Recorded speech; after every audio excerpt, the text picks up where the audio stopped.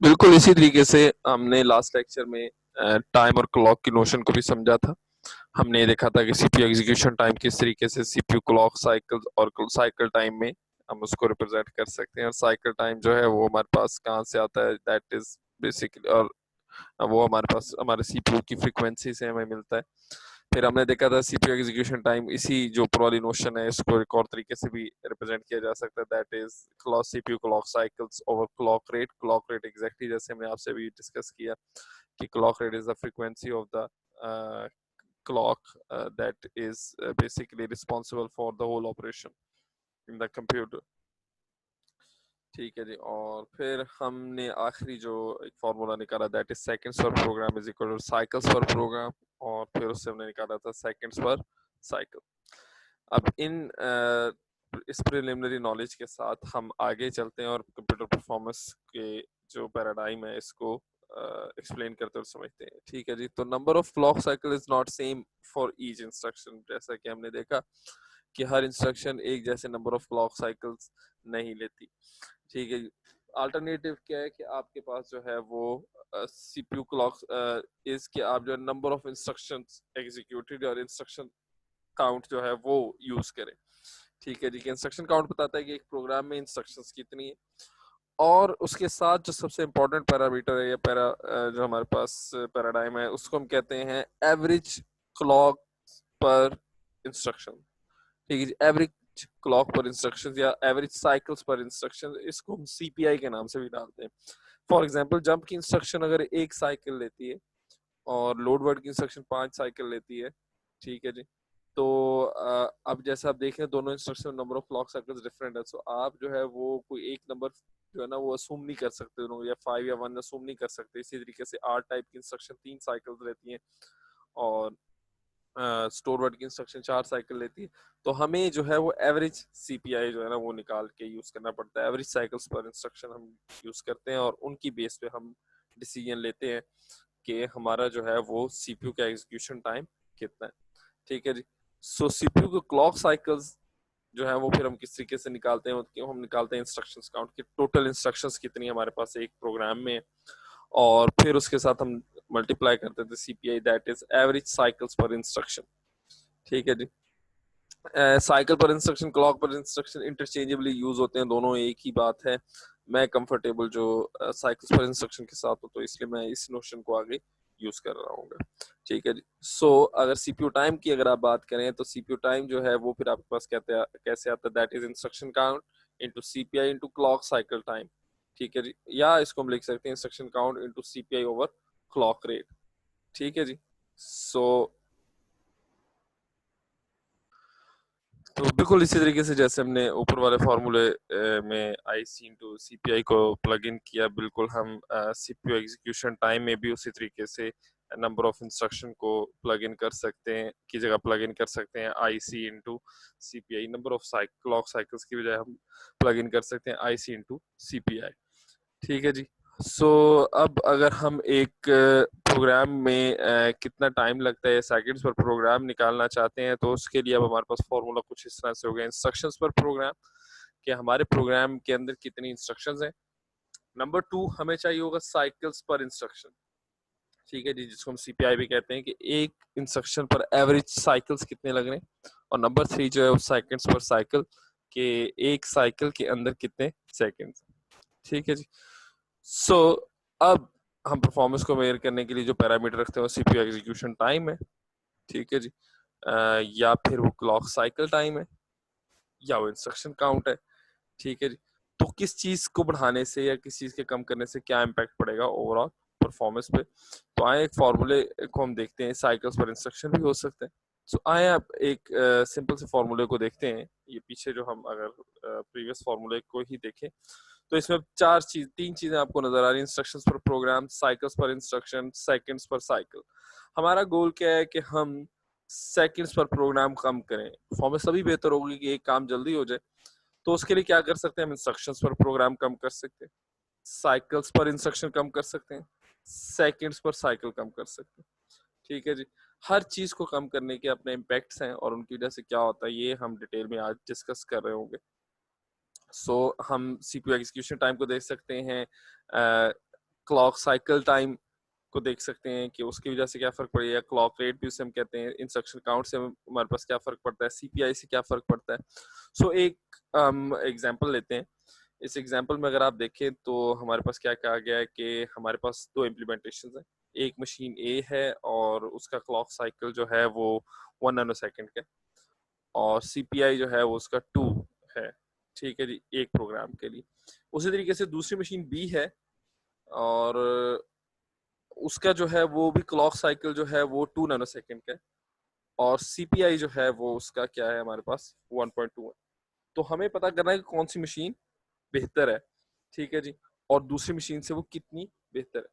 तो आए इसके लिए हम जो है वो फॉर्मूला यूज करते हैं, that is I C into C P I over clock rate, या फिर हमारे पास ये प्रीवियस फॉर्मूला हम देखते हैं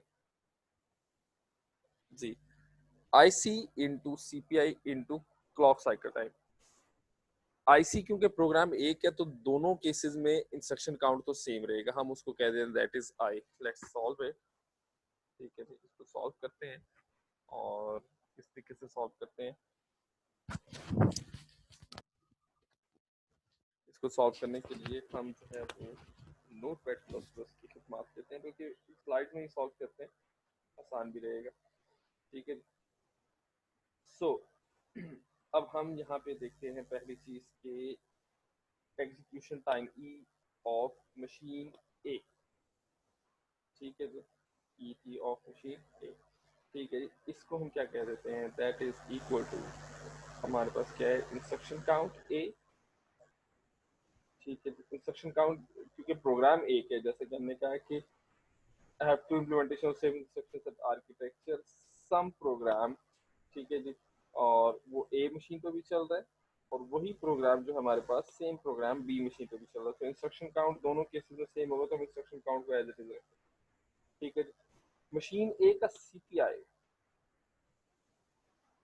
इनटू हमारे पास क्या है, क्लॉक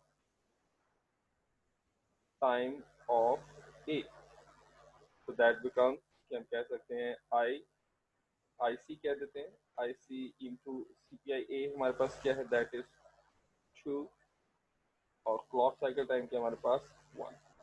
ठीक है जी, तो इसको हम कह सकते हैं कि ये 2 इंटू आई सी। ठीक है जी, सिमिलरली हम E T A of B निकालते हैं, उसके लिए भी इंस्ट्रक्शन काउंट सेम है, C P I of B, C P I of B और क्लॉक टाइम ऑफ बी, तो आई सी सेम है। ठीक है जी, और सी पी आई बी का क्या है हमारे पास 1.2। ठीक है जी, और क्लॉक टाइम हमारे पास क्या है, दैट बिकम्स हमारे पास 2 नैनो सेकेंड, तो ये कितना हो गया, 2.4 नैनो सेकेंड। ठीक है जी, तो अब हम अगर परफॉर्मेंस का मेयर लेना चाहते हैं तो हमें पता है कि performance of A is equal to 1 over E T A. Similarly, performance of B is equal to 1 over ETB। ठीक है, ETB, तो ETA को अगर देखें तो ये बन जाता है हमारे पास 1/2 या IC/2।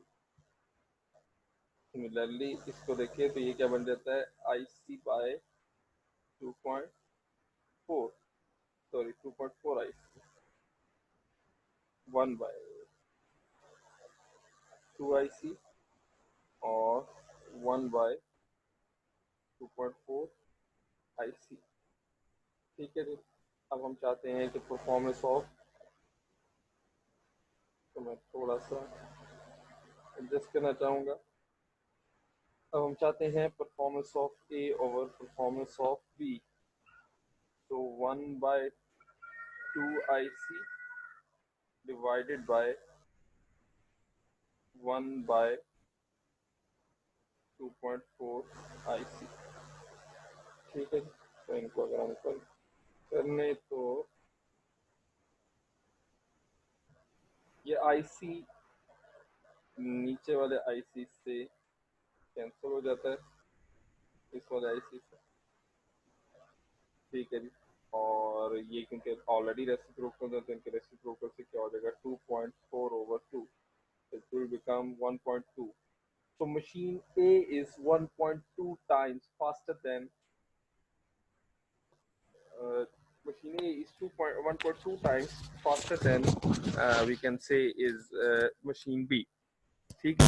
ये हम अभी आपको आया दोबारा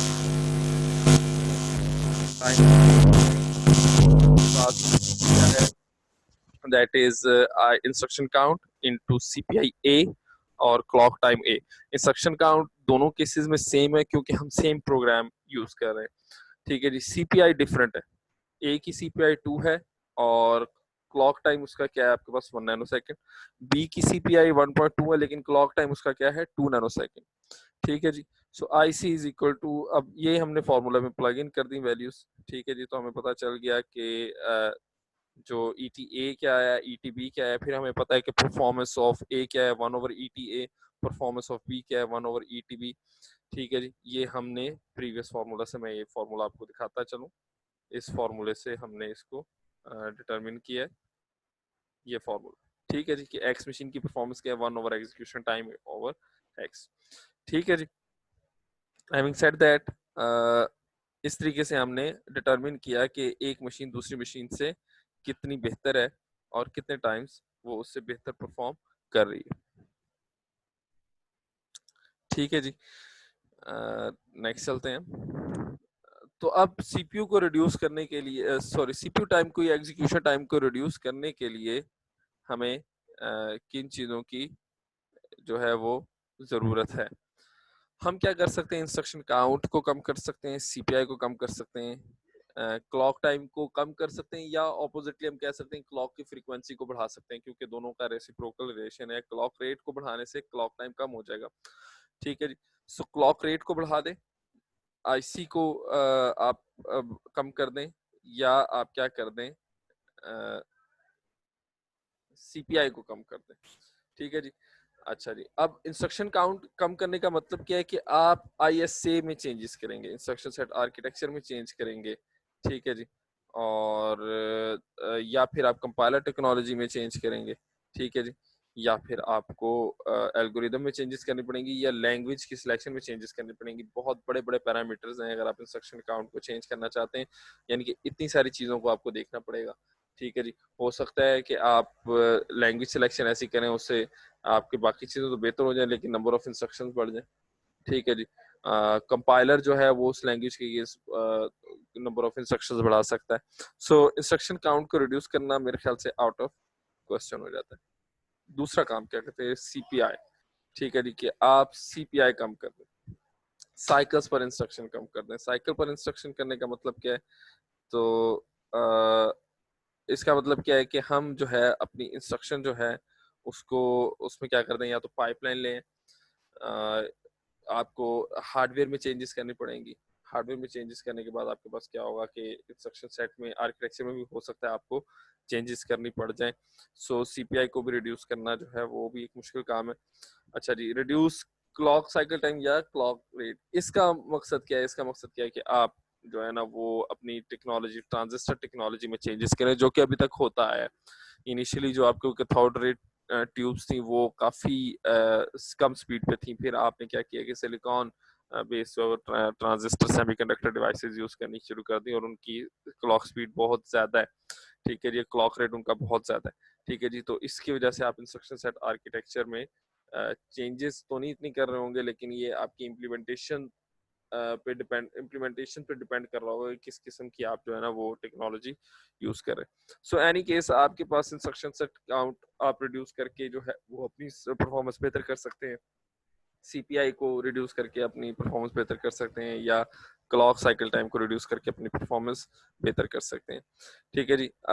ये भी हो सकता है कि आप एक मैयर जो है वो कम करें, हो सकता है आप सीपीआई कम करें लेकिन उसकी वजह से आपकी क्लॉक फ्रीक्वेंसी बढ़ जाए, सॉरी क्लॉक टाइम बढ़ जाए, ठीक है जी। ये भी हो सकता है कि आप, हम ऐसी चीजें आगे देखेंगे कि हमने जो है वो नंबर ऑफ साइकिल्स जो है वो कम किए हैं लेकिन क्लॉक साइकिल बढ़ गए, ठीक है जी। अच्छा, दूसरी चीज क्या है कि आप जो है वो नंबर ऑफ इंस्ट्रक्शंस कम कर देते हैं, ठीक है, लेकिन कॉम्प्लेक्स इंस्ट्रक्शन बन जाती है, वो नंबर ऑफ साइकिल ज्यादा लेने लग जाती है, ठीक है जी। सो आप बड़ी आसानी से नहीं कह सकते कि आप, फिर ये बात है कि आप जो है वो इंस्ट्रक्शन सेट काउंट कम करें कॉम्प्लेक्स इंस्ट्रक्शन लाने से, ठीक है जी, which carry out basic several operation in single instruction, लेकिन इससे क्या होगा कि एक इंस्ट्रक्शन का सीपीआई बढ़ जाएगा, ठीक। सो एनीवेज बात ये है कि आप कोई भी पैरामीटर इनमें से इंडिपेंडेंट नहीं है, ये नहीं कि आप डायरेक्टली क्लॉक साइकिल को कम कर दें और बाकी चीजों पर कोई इम्पैक्ट ना पड़े। क्लॉक साइकिल के कम करने से हो सकता है कि आपके पास नंबर ऑफ इंस्ट्रक्शंस बढ़ जाए, ठीक है जी। सो आपको क्या करना है, परफॉर्मेंस की जो है ना वो इक्वेशंस देखनी है और उनकी वेरिएशंस को देखना है, ठीक है जी। सो ये अब एक वेरिएशन है, इसमें हम देखते हैं कि सीपीयू क्लॉक साइकिल्स किस तरह से। आप देखें कि एक इंस्ट्रक्शन कितना साइकिल्स लेती है, एक टाइप की इंस्ट्रक्शन, फॉर एग्जांपल एक प्रोग्राम है उसमें जंप की इंस्ट्रक्शन है, अब वो जंप की इंस्ट्रक्शन कितनी दफा आई है उस प्रोग्राम में, हो सकता है 5 दफा आई है, ठीक है जी। तो आप देखेंगे कि एक जंप की इंस्ट्रक्शन कितना टाइम लेती है, आपके पास एक क्लॉक साइकिल लेती, तो उसका सिंगल सीपीआई हो जाएगा, इंस्ट्रक्शन काउंट किया उसका 5, तो 5 सीपीआई। सो अब आप इस फॉर्मूले को यूज करेंगे, इस फॉर्मूले को जरा गौर से देखिएगा कि सीपीआई आई कि एक इंस्ट्रक्शन टाइप के का जो है वो साइकिल पर इंस्ट्रक्शंस कितनी और पर्टिकुलर इंस्ट्रक्शन कितनी दफा एक प्रोग्राम में आई है, ठीक है जी। आप इस तरह सबको ऐड करके ओवरऑल सीपीयू क्लॉक साइकिल जो कि एग्जैक्ट होंगे आप निकाल सकते हैं, ठीक है जी। अब मसला ये है कि सीपीआई कांस्टेंट क्यों नहीं है, जैसा कि हमने पहले डिस्कस किया कि क्लॉक साइकिल जो है वो डिपेंड करता है कि एक इंस्ट्रक्शन को कितना काम करना है, ठीक है जी। हो सकता है एक इंस्ट्रक्शन जो है वो सिंगल क्लॉक साइकिल में अपना काम पूरे का पूरा कर ले, ठीक है, जैसा कि जंप है, और उसके मुकाबले में एक इंस्ट्रक्शन है जो कि आपके पास 5 साइकिल रहती है जैसे कि लोड वर्ड है, तो हर केस में आपके पास सीपीआई डिफरेंट होगा, ठीक है जी। सो अब एक एग्जांपल लेते हैं, इस एग्जांपल से समझते हैं इस पैराडाइम को, ठीक है जी। कि ये अब आपके पास है, कंपाइलर डिजाइन कर रहे हैं कि compiler designer is trying to decide between two code sequence for particular machine based on the hardware implementation there are three different classes of instructions, तो तीन तरह की इंस्ट्रक्शन है, ए बी सी, और ए का सीपीआई 1 है, बी का CPI 2 है और सी का सीपीआई 3 है, ठीक है जी। और ये आपके पास कोड सीक्वेंसेस हैं, एक सीक्वेंस 1 है उसमें आपके पास ए टाइप 2 इंस्ट्रक्शन है, बी टाइप की 1 इंस्ट्रक्शन और सी की 2 इंस्ट्रक्शन है, जबकि दूसरा आपके पास क्या है, एक और सीक्वेंस है जिसमें आपके पास ए टाइप की 4 इंस्ट्रक्शन है, बी और सी की आपके पास एक एक इंस्ट्रक्शन है। तो आए देखते हैं इनका इम्पैक्ट क्या पड़ता है। सो आपके पास आपने डिटरमिन करना है कौन जो है वो बेहतर है, इनमें से कोड सीक्वेंस 1 बेहतर है या कोड सीक्वेंस 2 बेहतर है। तो आए देखते हैं, आप सबसे पहले इसको हम सॉल्व करते हैं यहीं पे, ठीक है जी। और ये हमने सॉल्व किया हुआ है, आपकी आसानी के लिए हम इसको थोड़ा बड़ा, कोड सीक्वेंस 1 में आपके पास जो है वो कितनी इंस्ट्रक्शन कोड सीक्वेंस की देखिए, आपके पास ए जो है वो एक साइकिल ले रहा है, बल्कि हम फॉर्मूला ही यूज करते हैं यहाँ पे, हम आपको फॉर्मूला दिखाते हैं। सो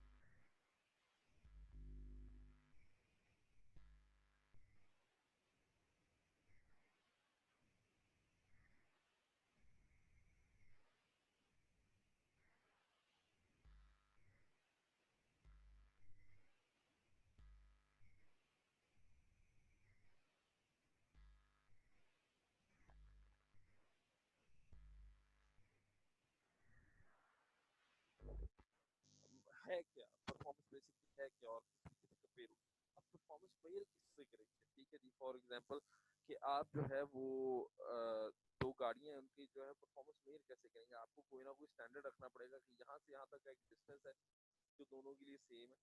ठीक है जी, और दोनों इस पर चलाएंगे गाड़ी और देखेंगे कि कौन सी गाड़ी इस पर बेहतर चलती है। ठीक है, सिमिलरली जब आप परफॉर्मेंस की बात करते हैं या उसकी परफॉर्मेंस कंप्यूटर्स की परफॉर्मेंस की बात करते हैं, जब आप उसको रिपोर्ट करना चाहते हैं तो आपको भी कोई ना कोई स्टैंडर्ड रखना पड़ेगा। ठीक है जी, कोई खास किस्म की वर्कलोड्स बनानी पड़ेंगी, रियल एप्लीकेशंस बनानी पड़ेंगी। ठीक है जी, कि आप या तो वर्कलोड पे चेक करेंगे, दूसरी चीज़ होती है कि आप बेंच मार्क्स पे चेक करेंगे। कुछ प्रोग्राम्स आपने बना के रखे हुए हैं, दुनिया ने बना के रखे हुए हैं, आप उनको यूज़ करें और उनके अगेंस्ट अपनी परफॉर्मेंस मेजर करें। ठीक है जी, so system performance evaluation cooperative जो है उस पर एक बेंच मार्क्स है और ये आपके पास परफॉर्मेंस की एवेल्यूएशन के लिए स्पेसिफिकली यूज़ किए जाते हैं और इनको आप यूज़ कर सकते हैं। ठीक है जी, और परफॉर्मेंस देख सकते हैं। अब ये देखें जैसा कि आपके पास कंपाइलर्स की परफॉर्मेंस जो है ना वो एवेलुएट की गई है। ठीक है जी, कंपाइलर्स की परफॉर्मेंस एवेलुएट की गई, किस पे एवेलुएट की गई है, स्पेक के बेंचमार्क पे। सो ये एक जो एक बेहतरीन बेंचमार्क है जिसको परफॉर्मेंस एवेलुएट करने के साथ परफॉर्मेंस की रिपोर्ट जो है उसका सबसे बड़ा की आइडिया रिप्रोड्यूसिबिलिटी। आपने एक रिजल्ट ले लिया, वो बार बार आना चाहिए, ये नहीं कि एक ही दफा आया बस उसके बाद वो रिजल्ट आया ही नहीं। ठीक है जी, ऐसा नहीं है। परफॉर्मेंस तभी मानी जाएगी अगर एक रिजल्ट बार बार आता जाए, बार बार आता जाए। ठीक है जी, सो एक रिपोर्ट जो है वो किस किस चीज पर मुश्तमिल होगी, वो ये बताएगी कि आपके सिस्टम की डिस्क्रिप्शन क्या है, कि क्या है उसके अंदर, सीपीयू कितने हैं, फ्लोटिंग पॉइंट यूनिट कितने हैं, कैशे और मेमोरी का साइज क्या है, ये आपको बताना पड़ेगा। ऑपरेटिंग सिस्टम कौन सा चल रहा है, कंपाइलर को, क्योंकि इन सब चीजों से इम्पैक्ट पड़ता है। परफॉर्मेंस जैसे हमने पहले बताया, कोई एक जो पैरामीटर वो इंडिकेट नहीं कर रहा, आपको बहुत सारी चीजों पे डिपेंड कर रहा है। वो आपकी मशीन के हार्डवेयर पे भी डिपेंड कर रहा है, वो सॉफ्टवेयर पे भी डिपेंड कर रहा है, ऑपरेटिंग सिस्टम पे डिपेंड कर रहा है, आपकी मशीन के अंदर मेमोरी पे डिपेंड कर रहा है, कैशे साइज पे डिपेंड कर रहा है, रजिस्टर्स की कॉन्फ़िगरेशन पे डिपेंड कर रहा है, यू नेम इट। ठीक है, सो फिर आप देखते हैं वर्कलोड और बेंचमार्क्स अगेंस्ट उसकी परफॉर्मेंस। ठीक है जी, और डाटा की इनपुट, अगेन ये बड़ी जो है ना वो क्रूशियल है कि आपने डाटा की इनपुट कैसे दी है। फॉर एग्जांपल आपने एक प्रोसेसर बनाया है इंटीजर्स के लिए, आप उसे फ्लोटिंग पॉइंट पे टेस्ट कर रहे हैं तो आपके पास वो बेहतर रिजल्ट्स नहीं देगा। ठीक है जी, सो हम यहाँ पे आज का लेक्चर जो है वो खत्म करते हैं। होपफुली आपको काफ़ी चीज़ें समझ आई होंगी और इसके साथ ही हम जो है वो एक जो पैरामीटर आपसे शेयर करना चाह रहे हैं वो ये कि आपके रीडिंग के लिए मटेरियल कुछ अपलोड कर दिया गया। उसके अलावा हमने लेक्चर्स जो है वो एक जो है वो बेर्कली यूनिवर्सिटी के जो है वो लेक्चर जो है वो आपके साथ शेयर किए हैं। बेसिकली वो एक इंस्पिरेशन और एक बहुत ही बेहतर रेफरेंस मटेरियल है जिसको आप देख सकते हैं और चीज़ों को बहुत अच्छी अंडरस्टैंडिंग दे सकते हैं। ठीक है जी, बुक को कंसल्ट कीजिए। उसके अलावा सीडी कंपेनियन से हमने कुछ चीज़ें अपलोड की हैं एलएमएस में, उनको भी ज़रूर देखें। Thank you very much.